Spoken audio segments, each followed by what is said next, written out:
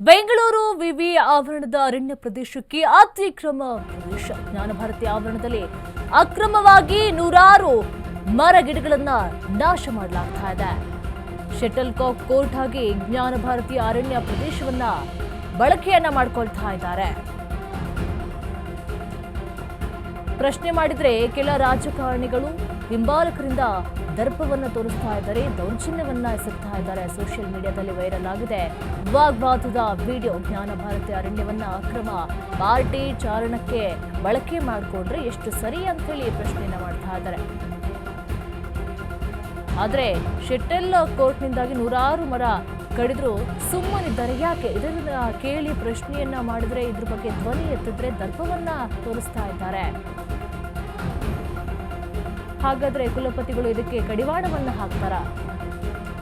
ಜ್ಞಾನಭಾರತಿ ಆವರಣದಲ್ಲಿ ಅಕ್ರಮವಾಗಿ ನೂರಾರು ಮರಗಿಡಗಳನ್ನ ನಾಶ ಮಾಡ್ತಾ ಇದ್ರೆ ಶಟಲ್ ಕಾಕ್ ಕೋರ್ಟ್ ಆಗಿ ಪರಿವರ್ತನೆ ಮಾಡ್ತೇವೆ ಅಂತ ಕೂಡ ಹೇಳ್ತಾ ಇದ್ದಾರೆ. ಹಾಗಾದ್ರೆ ಕೋರ್ಟ್ ಆಗಿ ಪರಿವರ್ತನೆ ಮಾಡ್ತಾ ಇದ್ದಾರೆ, ನೂರಾರು ಮರಗಿಡಗಳನ್ನು ಕೂಡ ನಾಶ ಮಾಡ್ತಾ ಇದ್ದಾರೆ. ಇದನ್ನ ಪ್ರಶ್ನೆ ಮಾಡಿದ್ರೆ ಇದ್ರ ಬಗ್ಗೆ ಧ್ವನಿ ಎತ್ತಿದ್ರೆ ದರ್ಪವನ್ನ ತೋರಿಸ್ತಾ ಇದ್ದಾರೆ ಎನ್ನುವಂಥ ಮಾತನ್ನು ಕೂಡ ಹೇಳ್ತಾ ಇದ್ದಾರೆ. ಶಟಲ್ ಕಾಕ್ ಕೋರ್ಟ್ ಆಗಿ ಜ್ಞಾನಭಾರತಿಯ ಅರಣ್ಯ ಪ್ರದೇಶವನ್ನ ಬಳಕೆ ಮಾಡ್ಕೊಳ್ತಾ ಇದ್ದಾರೆ.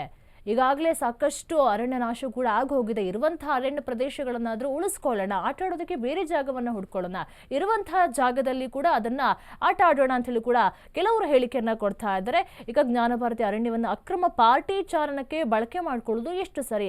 ಅದನ್ನ ವಿವಿಯ ಕುಲಪತಿಗಳು ಇದ್ರ ಬಗ್ಗೆ ಕ್ರಮವನ್ನ ತೆಗೆದುಕೊಳ್ತಾರ? ಹಾಗಾದ್ರೆ ಇದ್ರ ಬಗ್ಗೆ ಧ್ವನಿ ಎತ್ತಿದ್ರೆ ರಾಜಕಾರಣಿಗಳು ಕ್ಯಾರ್ ಅಂತಿಲ್ಲ, ದರ್ಪವನ್ನ ತೋರಿಸ್ತಾ ಇದ್ದಾರೆ. ಆಟ ಆಡೋದಕ್ಕೆ ಬೇರೆ ಕ್ರೀಡಾಂಗಣವನ್ನ ಬಳಕೆ ಮಾಡ್ಕೊಳ್ಬಹುದು. ಯಾಕೆ ಜ್ಞಾನಭಾರತಿಯ ಕ್ರೀಡಾಂಗಣವನ್ನ ಅಲ್ಲಿರುವಂತಹ ಅರಣ್ಯಗಳನ್ನ ಕಡಿದು ಗಿಡ ಮರಗಳನ್ನ ಕಡಿದು ಅಲ್ಲಿ ಕ್ರೀಡಾಂಗಣಗಳನ್ನ ತಯಾರು ಮಾಡುವಂತ ಅವಶ್ಯಕತೆ ಏನಿದೆ ಅಂತ ಹೇಳಿ ಪ್ರಶ್ನೆಯನ್ನು ಕೂಡ ಮಾಡ್ತಾ ಇದ್ದಾರೆ. ಅಕ್ರಮವಾಗಿ ನೂರಾರು ಮರಗಿಡಗಳನ್ನ ನಾಶ ಮಾಡೋದಕ್ಕೆ ಹೊರಟಿದ್ದಾರೆ. ಪಾರ್ಟಿಗಾಗಿ ಚಾರಣಕ್ಕೋಸ್ಕರ ಇದನ್ನ ಬಳಕೆ ಮಾಡೋದಕ್ಕೆ ಹೊರಟಿದ್ದಾರೆ. ಶಟಲ್ ಕಾಕ್ ಕೋರ್ಟ್ ಆಗಿ ಅದನ್ನ ತಯಾರು ಮಾಡೋದಕ್ಕೆ ಹೊರಟಿದ್ದಾರೆ. ಆಟ ಆಡೋದಕ್ಕೆ ಬೇರೆ ಜಾಗವನ್ನು ಉಪಯೋಗ ಮಾಡ್ಕೊಳ್ಬಹುದು. ಇಲ್ಲಿರುವಂತಹ ಅರಣ್ಯಗಳನ್ನ ಈಗ ಉಳಿಸ್ಕೊಳ್ಳೋಣ ಸದ್ಯದ ಪರಿಸ್ಥಿತಿ. ಯಾಕಂತ ಹೇಳಿದ್ರೆ ಅರಣ್ಯ ಪ್ರದೇಶಗಳನ್ನ ನಾಶ ಮಾಡ್ತಾ ಇದ್ದಾರೆ. ಒಂದು ಕಡೆ ನೋಡಿದ್ರೆ ಟನಲ್ ಯೋಜನೆಗಳಿಗಾಗಿರ್ಬೋದು, ಬೇರೆ ಬೇರೆ ಯೋಜನೆಗಳಿಗೋಸ್ಕರ ನೂರಾರು ಮರಗಿಡಗಳನ್ನ ಕಡಿತಾ ಇದ್ದಾರೆ. ಇಂತಹ ಪರಿಸ್ಥಿತಿಯಲ್ಲಿ ಇರೋದನ್ನಾದ್ರೂ ಉಳಿಸ್ಕೊಳ್ಳೋಣ ಎನ್ನುವಂತಹ ಮಾತನ್ನು ಕೂಡ ಹೇಳ್ತಾ ಇದ್ದಾರೆ. ಆಯ್ತಾ? ಎಲ್ಲಾರ್ಗು ಒಂದೇನೆ. ನಿಮ್ ಅವ್ರಿಗೊಂದು ಇವ್ರಿಗೊಂದು ಇಲ್ಲ. ನಿಮ್ ಲೆಟರ್ ಇದ್ರೆ ಆಡ್ಕೊಳ್ಳಿ. ನೀವು ಲೆಟರ್ ತರಬೇಕು. ಮಾತಾಡಿ. ಆಡ್ಬಾರ್ದು. ಬನ್ನಿ 11 ಗಂಟೆಗೆ ಅಲ್ಲಿ ರಿಜಿಸ್ಟರ್ ಇರ್ತಾರೆ, ರಿಜಿಸ್ಟರ್ ಹತ್ರ ಮಾತಾಡಿ.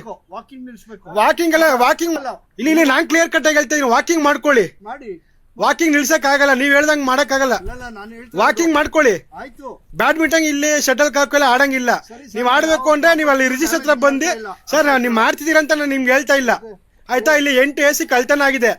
ಆಯ್ತಾ? ಜವಾಬ್ದಾರಿ ನೀವು ತಗೋತೀರ. ಏನೋ ಸಮಸ್ಯೆ ಆಯ್ತು ಮತ್ತೆ ಆಡ್ಬೇಡಿ, ನಡೀರಿ. ಮತ್ತೆ ಸರ್ ನಿಮ್ದು ನೀವು ನೋಡಿ, ನೀವು ಎಲ್ಲಾರು ನೀವು ಹೇಳಕ್ ಬರ್ಬೇಡಿ. ನೀವು ಮತ್ತೆ ತೆಗೀರಿ ಸ್ವಾಮಿ. ನೀವು ತೆಗೀರಿ. ನೀವು ಮಾತಾಡದಲ್ಲ, ನೀವು ಲೆಟರ್ ಕೊಡ್ಬೇಕು ನಮ್ಗೆ.